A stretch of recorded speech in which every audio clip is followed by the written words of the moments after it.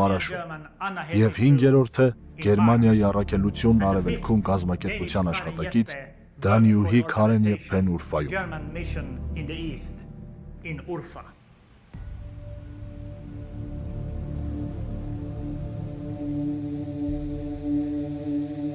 Թլկատինում բոլոր կանանց հավաքել ու սպանել էին։ Տղամարդկանց ավելի շուտ էին սպանել։ Կանանց հրամայել էին հագուստները հանել, այնուհետև 2-3 հոգի իրար վրա դնելով գլխատել էին։ Ներքևում գտնվող կանայք առաջին հարվածից չէին մեռնում, զինվորները գոռում էին. «Նրանք, ովքեր ողջ են, թող ոտքի կանգնեն։ Մենք ձեզ տանելու ենք մեզրե, որ բուժվեք»։ Ովքեր ոտքի էին կանգնում, սպանում էին, իսկ մեռած ձևացողները հետո կարողացան փախչել։ Նրանցից 12 տարեկան մի աղջիկ եկավ մեզրե։ Թիկունքի վրա շատ լուրջ վերքեր ուներ, որոնք կամաց տարածվում էին։ Քույր Ջենին վերցրեց նրան ու տարավ որբանոց։ Ամեն օր աղջկան բերում էին հիվանդանոց բուժելու։ Ամենուրեք փողոցներում ճանապարհների եզրին փոսերի մեջ պառկում էին այդ խեղճերը եւ այդպես էլ մեռնում։ Օրեր էին տևում, մինչև որ կառավարությունը վերցներ նրանց։ Շատ անգամ կառավարությունը մարդ էր ուղարկում, որ հողի բարակ շերտով ծածկի նրանց։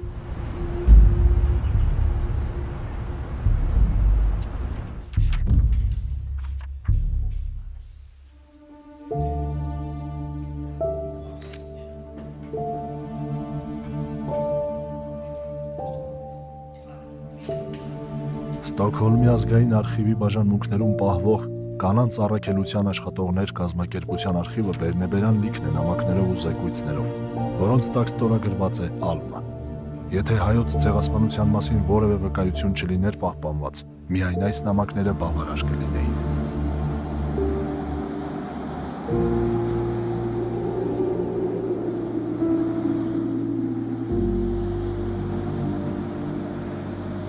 Նրանք քայլում էին անանցանելի ճանապարհներով, ձյան ու սառնամանիքի պայմաններում, ծանր բեռներով, 200-ից 300 հոգանոց խմբերով, զինված հեծյալների ուղեկցությամբ։ Երբ մարդիկ մեկը մյուսի հետևից ընկնում էին հոգնածությունից, իսկույն վրա էր հասնում թուրք զինվորը ու սկսում մտրակել։ Երբեմն հեծյալները զվարճանում էին կրակ բացելով նրանց վրա։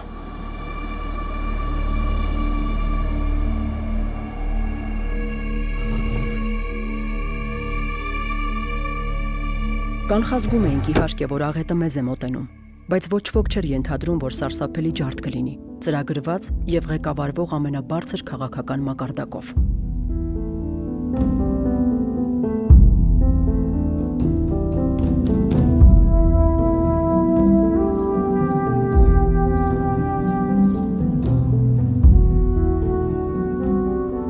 Միսիոներներն ու դիվանագետները Թուրքիայում հայտնվում են շրջափակման մեջ։ 6 նոյեմբերի 1914 թվական։ Իմ 32-րդ տարեդարձն է։ Շատ տխուր եմ, որովհետև Դանիայից իմ սիրելիներից նամակ չեմ ստացել։ Իմացանք նաև, որ նամակ ուղարկել էլ չենք կարող։ Արդեն բանտարկված ենք։ Մեզրեի ու Խարբերդի ֆրանսիացի կաթոլիկ միսիոներները կարգադրություն ստացան 24 ժամվա ընթացքում ազատել իրենց տները։ Միսիոներները մեկնեցին քաղաքից, բայց հետո լսեցինք, որ բանտարկվել են։ Բնականաբար չէին կարող գնալ, որովհետև թուրքերը վախենում էին, կգնան Եվրոպա եւ կպատմեն այն սոսկալի ու անտանելի վիճակի մասին, որ տիրում էր Թուրքիայում։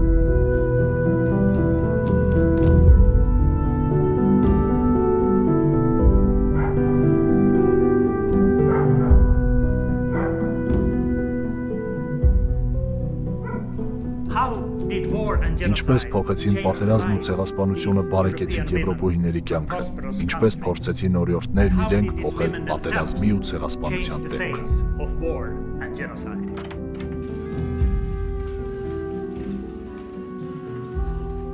Ալմա Յոհանսոնն ու Բուդիլ Բյորնը միասին ծառայում էին Մուշի գերմանական որբանոցում։ Մի օր Պարետը մի խումբ զինվորների հետ վախում է նրանց մանկատան դարպասն ու կարդում կառավարության բոլոր հայերին միջագետ կակսորելու հրահանգը։ Երեխաներին խնայելու խնդրանքը մերժվում է։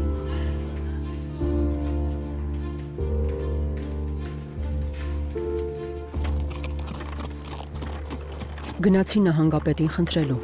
Հուսով եմ, որ կյանքում էլ երբեք չեմ հանդիպի այդպիսի հրեշավոր մարդու։ Բայց այնտեղ անսպասելի հանդիպեցի մի բարձրաստիճան սպայի, որ հանգիստ լսեց ինձ եւ սպայական պատվով երդվեց, որ հայ երեխաների հետ ոչ մի վատ բան չի պատահի։ Վերադարձա դպրոց ու երեխաներին պատվիրեցի եւս մի շոր հագնել։ Ուտելիքով մի կապոց տվեցի բոլորին եւ սկսեցի հրաժեշտ տալ։ Չեմ կարող նկարագրել մեր բաժանումը։ Մի քանի օր ընդհանրապես զրկվել էի մտածելու ունակությունից։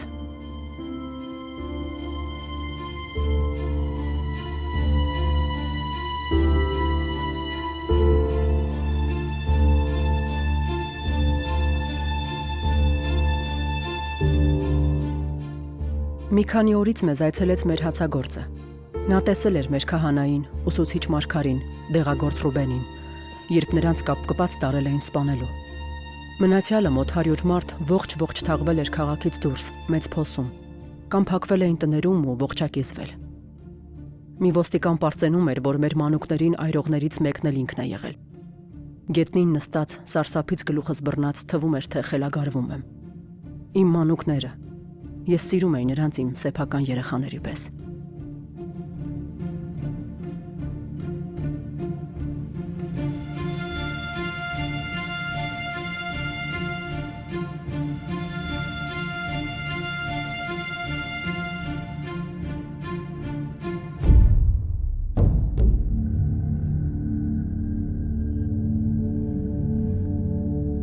Ծանր ապրումներից Բուդիլն անկողին է ընկնում։ Մուշի նախճիրից նրան հաջողվել էր փրկել միայն 3 ուսուցիչ եւ 3 աշակերտ։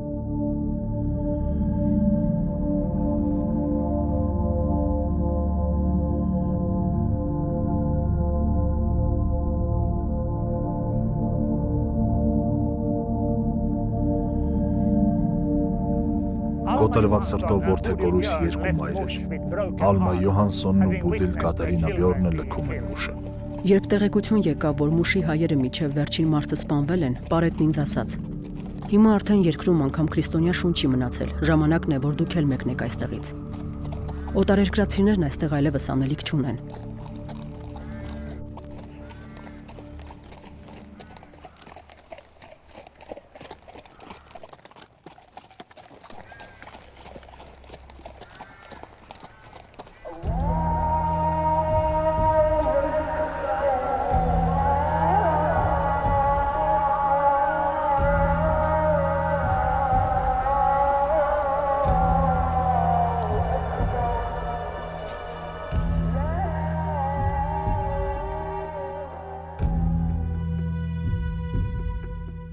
Մարաշից հարավ Հարունիե գյուղն է։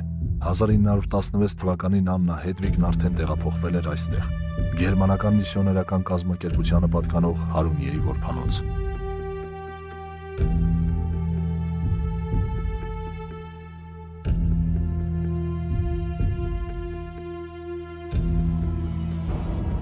«1918 թվականին Կոստանդնուպոլսից գերմանական որբանոցի երեխաներին աքսորելու մասին հրաման է գալիս։ Մեծ տղաներն աքսորվելու են ձեռքները մեջքին կապած։ Ինչպես է հաջողվում երիտասարդ վարժուհուն Հետվիգ Բյուլին համոզել թուրքերին ու փրկել այդ երեխաներին, դժվար է ասել։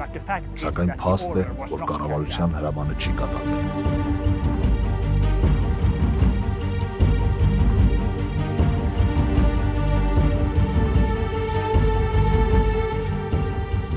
Քարեն եւ Փենի տարբերություն միսիոներների ու դիվանագետների առավել անպաշտպան էր։ Նրանք կասկածում էին հակապետական գործողությունների մեջ, հետապնդում ու սպառում։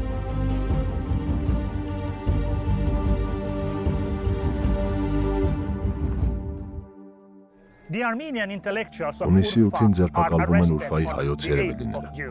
ապա հայոց հոգևոր առաջնորդ Արտավազդ Վարդապետ Գալանտերյանը։ Օգոստոսին կոտորվում են 1500 ուրվացի զորակոչիկներ։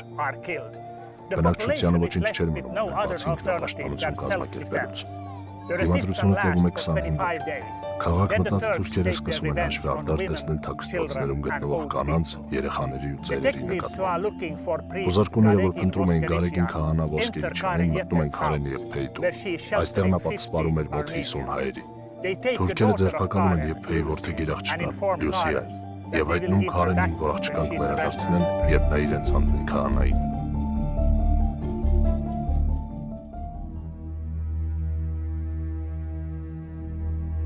Հետապնդումներին վերջ տալու համար Գարեգին քահանան ու երեցկին ինքնասպան են լինում։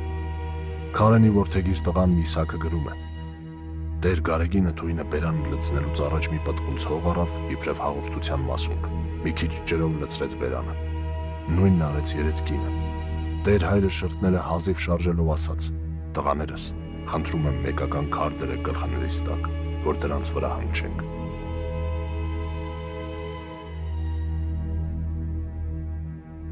Անտեսելով վտանգը Քարեն երբեն դուրս էր գալիս քաղաքական պաշտպան գաղթականների մեջ եւ փորձում օգնել նրանց, հուսադրել ինչ-որ կերպ։ Նրան հաջողվում է ասորիների տներում տեղավորել մոտ 20 կանանց աղջիկների։ Քարենի առանց այն էլ թույլ առողջությունը հոգեկան ցնցումներից տեղի է տալիս։ Որդին Միսակը ստիպված է լինում վերցնել ձեռքից թույնի սրվակը, որ մշտապես հետն էր պահում որպես ինքնապաշտպանության վերջին միջոց, երբ թուրքերը կարձակվեն։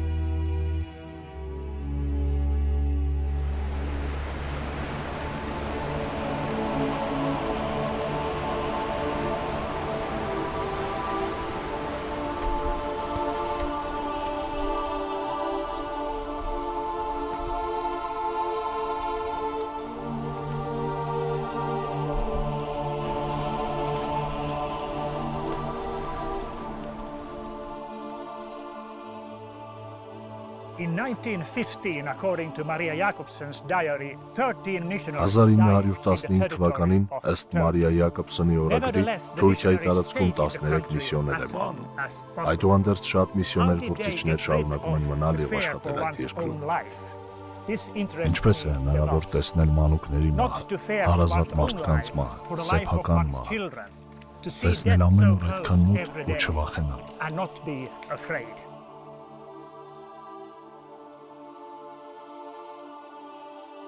Տառապում էի տիֆից, ուշագնաց էի եղել եւ կատարվածից ոչինչ չեմ հիշում։ Երբ արթնացա, ինձ շատ հոգնած էի զգում։ Տարօրինակ էր մտածել, որ կարող էի ուշքի չգալ, կարող էի մեռած լինել։ Տիկին Պաժնումի թաղման ծաղիկների մի մասը գցել էին կողքիս, կարծելով թե կօգտագործեն իմ թաղմանը, վաղը կամ մյուս օրը։ Սակայն տիրոջ կամքը դա չէր։ Ժամանակ տվեց, որ էլի ծառայեմ իրեն։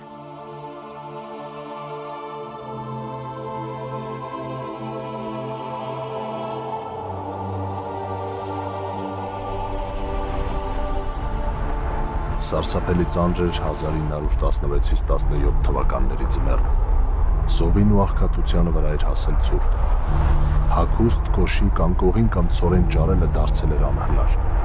Երկիրը ի վիճակի չէր արտադրելու անգամ առաջին անհրաժեշտության ապրանքներ։ Միսիոներները գումար ունենալու դեպքում անգամ դժվարանում էին հագուստ կամ սնունդ գնել ու բաժանել աղքատներին, որ ցնցոտիների մեջ էին ու բաց երկնքի տակ։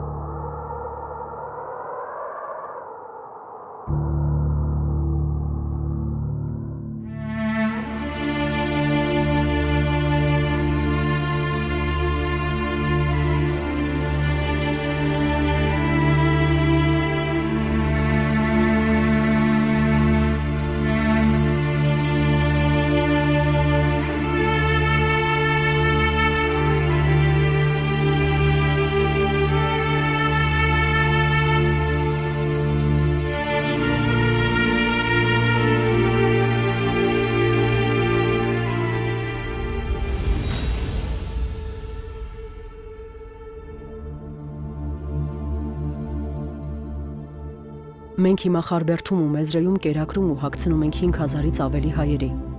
Ընդամենը կես բոքուն հաց ենք տալիս։ Նաև օգնություն ենք ուղարկում Մալաթիա, Արաբկիր ու Դիարբեքիր։ Ցորենը կբավարարի մինչև մարտ։ Չեմ ուզում պատկերացնել, որ այս փոքրիկները այսքան չարչարանքներից հետո պիտի սովամահ լինեն։ Նրանք միայն պատրված շապիկ ունեն, առանց գուլպայի են ու առանց կոշիկի։ Առաջ կարողանում ենք հեշտությամբ զանազանել հայերին, որ մաքուր ու կոկիկ էին։ Հիմա այլևս չենք կարող նրանց ճանաչել։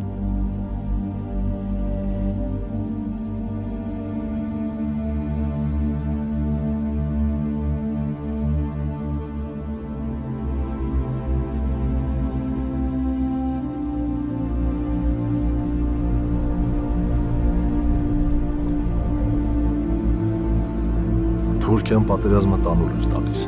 Երկիրը քայքայվում էր։ Այդուհանդերձ